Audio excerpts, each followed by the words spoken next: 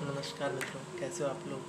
तो चलिए आज से मैं अपने जीवन की एक नई रास्ता शुरू करने जा रहा हूँ और मैं आपको भारत के पुराने समय के बारे में बताऊँगा। मैं आपको भारत के उन बंद दरवाज़ों को खोल कर दिखाऊँगा जिनकी चाबी अंग्रेज़ों ने, शासकों ने, मुग़लों ने दफनाने की कोशिश की, लेकिन नहीं, वो इस काम में सफल नहीं हुए।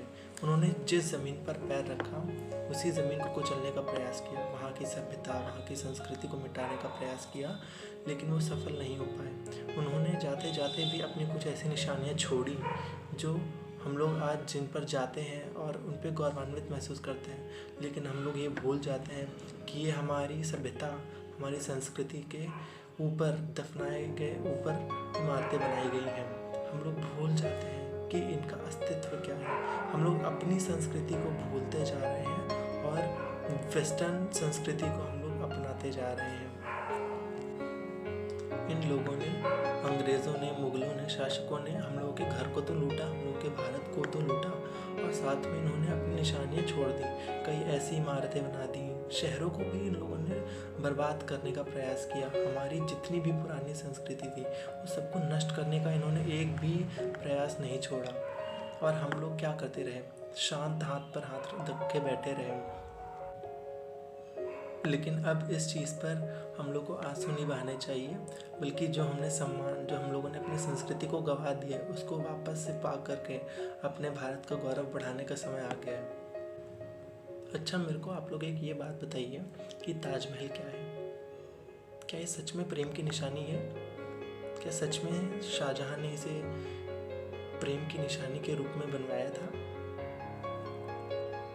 अच्छा चलिए छोड़िए, आप यही बताइए कि मुमताज़ की मृत्यु कैसे हुई थी। मैं बताता हूँ आपको। ये जो मुमताज़ जी थी, इन्होंने जब शाहजहां के 14वीं संतान को जन्म दिया तब उनकी मृत्यु हो गई। समझ रहे हैं आप? शाहजहां की 14वीं संतान को जन्म देते समय इनकी मृत्यु हुई थी, मुमताज़ की, और इसे आप प्रेम की निशानी कहते हैं। चलिए अच्छी बात है, प्रेम की निशानी है, लेकिन प्रेम की निशानी इनकी यहाँ पर समाप्त नहीं होती। इसके बाद शाहजहां ने मुमताज़ की मृत्यु के बाद 8 शादियाँ और की। तो ये है हम लोग की प्रेम की निशानी। तो आप ही बताइए, क्या सच में इसे प्रेम की निशानी कहना चाहिए या फिर नहीं?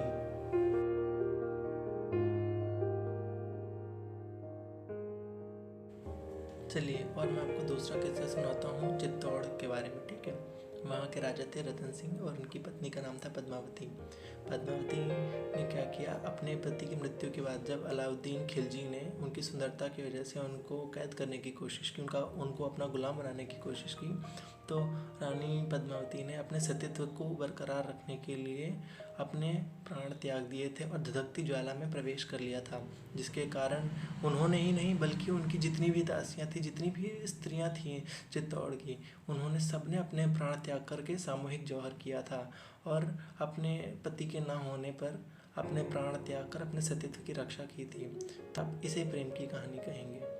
अब ये आप पर निर्भर करता है कि आप क्या सोचते हैं, क्या समय दिखाई सबको देता है, लेकिन आप सही और गलत में अंतर देख पाते हैं कि नहीं, ये आप पर निर्भर करता है।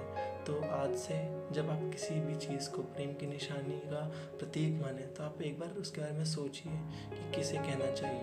क्या सच में ताजमहल हम लोगों का प्रेम की निशानी है, या वो चित्तौड़ जहाँ पर औरतों ने, महिलाओं ने, स्त्रियों ने अपने सतीत्व को बरकरार रखने के लिए अपने प्राण त्याग दिए थे।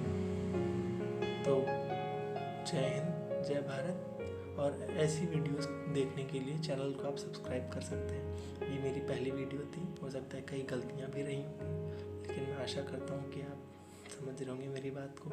प्रयास किया है, आगे बरकरार रखूँगा और अच्छे से अच्छी वीडियो लाने का प्रयास करूँगा। जय हिंद, जय भारत।